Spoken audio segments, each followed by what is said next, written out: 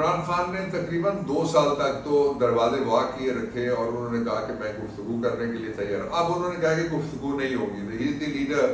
When he says گفتگو نہیں ہوگی تو اس کا مطلب ہے گفتگو نہیں ہوگی. میرا جو سیاسی تجربہ ہے اور پارلیمانی تجربہ ہے اور آئینی قانونی تجربہ ہے وہ 2 باتیں کہتا ہے کہ جب آپ راستے سارے بند کر دیں تو پھر وہ کسی شاعر نے کہا تھا کہ راستے بند کیے دیتے ہو دیوانوں کے، شہر میں ڈھیر نہ لگ جائیں گریبانوں کے. دوسرا راستہ پھر گریبان تک لوگوں کے ہاتھ چلا جاتا ہے جس کی طرف ہم نہیں جاتے کبھی بھی. ایک بات. دوسرا جو اس کا امپورٹنٹ ایشو ہے وہ یہ ہے کہ اس وقت اظہار کے سارے، ابلاغ کے سارے اور گفتگو کے سارے ذرائع ان کے اوپر قدغنے ہیں اور بڑی شدید قسم کی قدغنے ہیں. تو ان ایسی صورت میں جو واحد راستہ قوم کے پاس بچتا ہے وہ یہ ہے کہ اپنے ان حقوق کے تحفظ کے لیے، اس وسطائیت سے نکلنے کے لیے اور عمران خان کو باہر نکالنے کے لیے وہ باہر نکلیں. اور باہر تو وہ نکلے پہلے بھی، ابھی نکلے ہیں، پھر بھی نکلیں گے. تو ہر طرح کی چلتی ہیں ودن دا پارٹی، لیکن جو اصلی بات ہے وہ یہ ہے کہ کیا پارلیمنٹ میں رہنا ہے یا پارلیمنٹ سے نکلنا ہے. یہ جو 22 جہاں پہ اسپیکر بھی بیٹھے ہوئے ہیں اور الیکشن کمیشن بھی بیٹھا ہوا ہے اور وہاں تو ایڈوائزبل نہیں ہے مجھ سے جب پوچھا جائے گا.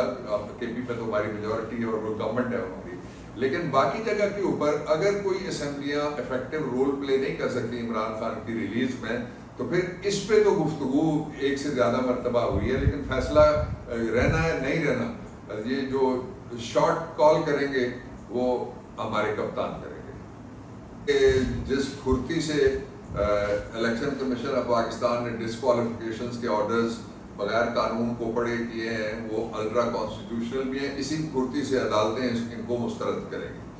میں اس کے اسباب آپ کو 3 شارٹلی بتا دیتا ہوں. پہلا اس کا سبب یہ ہے کہ جو ججمنٹ آف کنوکشن ہوتی ہے اس کے خلاف جو فرسٹ اپیل ہوتی ہے، جو بھی اس کو کہتے ہیں کنٹینیوشن آف دی ٹرائل، تو ہائی کورٹ نے ابھی فیصلہ کرنا ہے. جب تک ہائی کورٹ اس کو اپروو نہیں کرتا یہ ججمنٹ کوئی ججمنٹ نہیں ہے.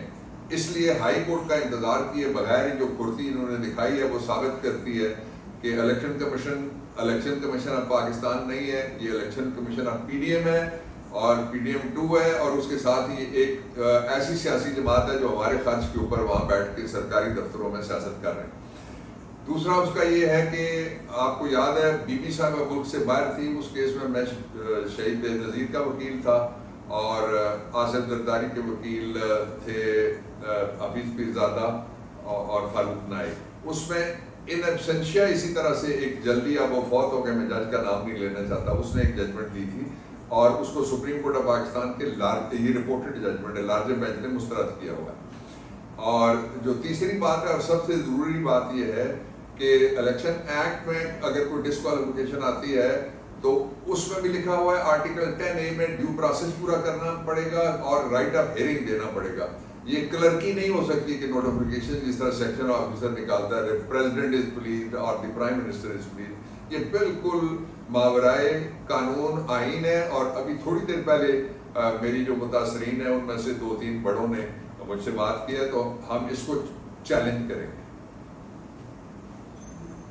کہ اس کے خلاف، چونکہ یہ ایک ایسا آرڈر ہوتا ہے جس کے خلاف رٹ لائی کرتی ہے اور یہ رٹ جائے گی سیدھی ہائی کورٹ میں. یہ جو 2 ہمارے اپوزیشن لیڈر ہیں شبلی احمد فراز اور عمر ایوب خان، ان دونوں کے چونکہ تعلق ہے کے پی کے ساتھ اور اس لیے یہ پشاور ہائی کورٹ کے پاس ان دونوں کی کانسٹیٹیوشنل پٹیشن جائے گی اور وہاں پہ وہ سنیں گے. سوال نہیں ہے، یہ تو ایک پینلٹی انفلکٹ ہوئی ہے اور اس کے خلاف اپیل چونکہ نہیں ہے الیکشن ایکٹ میں، اس لیے یہ جائے گی writ petition Peshawar high court کے اندر، کانسٹیٹیوشنل پٹیشن. اور جس طرح آپ نے دیکھا کہ لاہور ہائی کورٹ کی چیف جسٹس صاحبہ غالباً تھی، ان کا بینچ تھا جمشید دستی کو انہوں نے ابھی ریسٹور کیا، یہ تو کل کی بات ہے.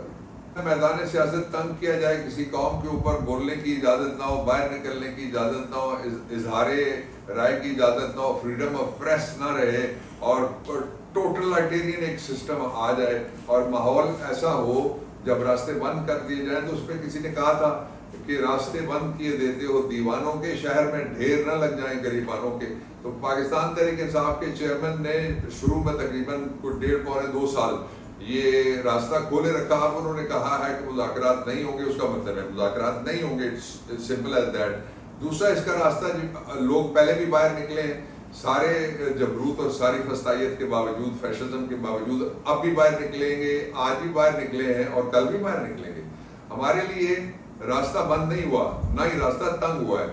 اس نظام کی کریڈیبلٹی ہوا میں اڑ چکی ہے. اس لیے اس وقت جو پاکستان تحریک انصاف کے چیئرمین ہیں اور ان کے بغیر نہ کوئی شو چل سکتا ہے فورن اگینسٹ، نہ کوئی کالم لکھا جا سکتا ہے فورن اگینسٹ، نہ گورنمنٹ چل رہی ہے نہ اسمبلی چل رہی ہے. عمران سے شروع ہوتی ہے بات، 3.5 سال ہو گئے، عمران پہ ختم ہوتی ہے.